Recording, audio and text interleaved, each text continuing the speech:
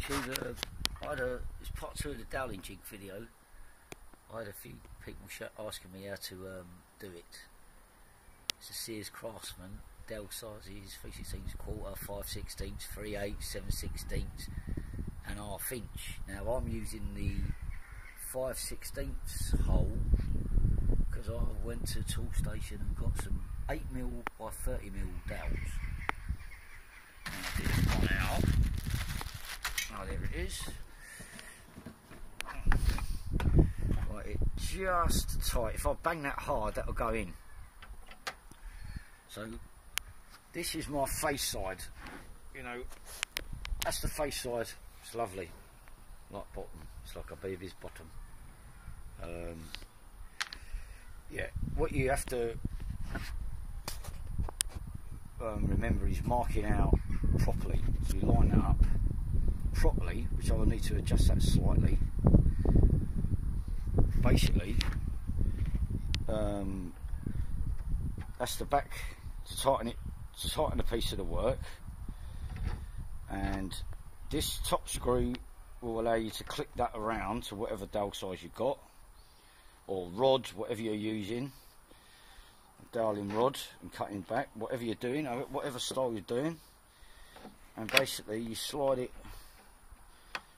to the centre, which, because I've tightened it down, I can't really show you, but I'm releasing it off a little bit and lift it.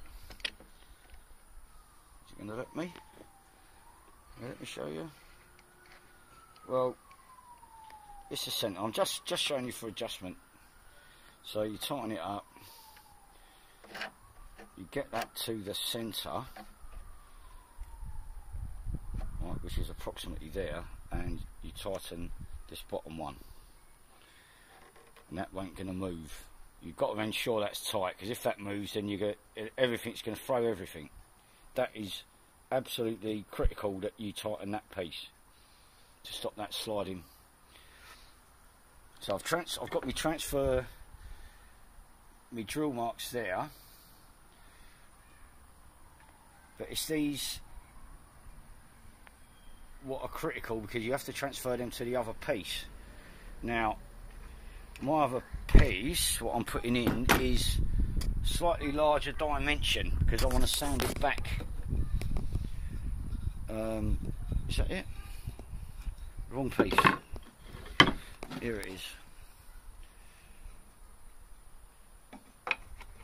So basically, if I've got some imperfections in my piece here, slightly out, I want to have this a little bit proud, right? I'm not showing you a very good example because the transfer marks, you usually mark it on the face side, but because I've mark it on the face side like this,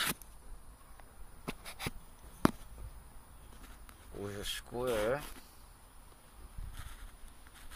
right, and then use an angle to mark it back, so you can line up your jig on both pieces. Now this is slightly, I want to have this proud, right, slightly proud, rather than steps, because if there's, I want to have it like a mil or two over here to ensure that when I sand it back, I don't have a, you don't see the join in the work. Okay, so I won't want to reset my jig again to that tiny thing, so all I have to do is put a couple of pieces of thin cardboard in there to get me a couple of mil, tape them in, just for them 3 dowels that I'm putting in. Remembering the face side, which is another imperative, you've got to have your face side, because it will just be the same way.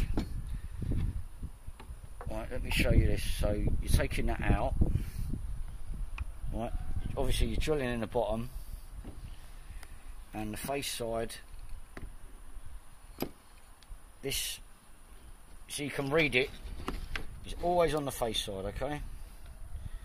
And that, because of my bit of cardboard, I'll be sitting just a little bit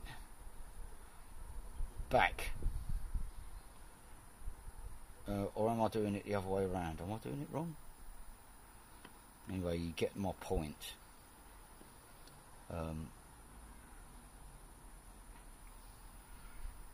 Yeah, I'll be closer to... I might be doing that wrong way round. I need to put a bit of cardboard. Forget that. You need to put a bit on the back. No, that ain't it either. No, I'm going to have to adjust that to allow for that 2 mil I want to leave over. I'm going to have to readjust this. So it might make sense for me to mark it somewhere, or do me a couple of mil, and I can follow it back to there. Because that's easy then, isn't it? Alright. Oh, there is some markings on there. I never noticed that. I should have bloody cleaned it up. There's some markings on the back, which is handy. So maybe I should get my white pencil out and do my little mark. Anyhow, I can't show you myself drilling it, so I don't have an assistant. But I'll do a part 3 and show you the holes and the little piece. But you should have no difficulty. It's very simple to use. Once you get the hang of it, it's simple. Yeah.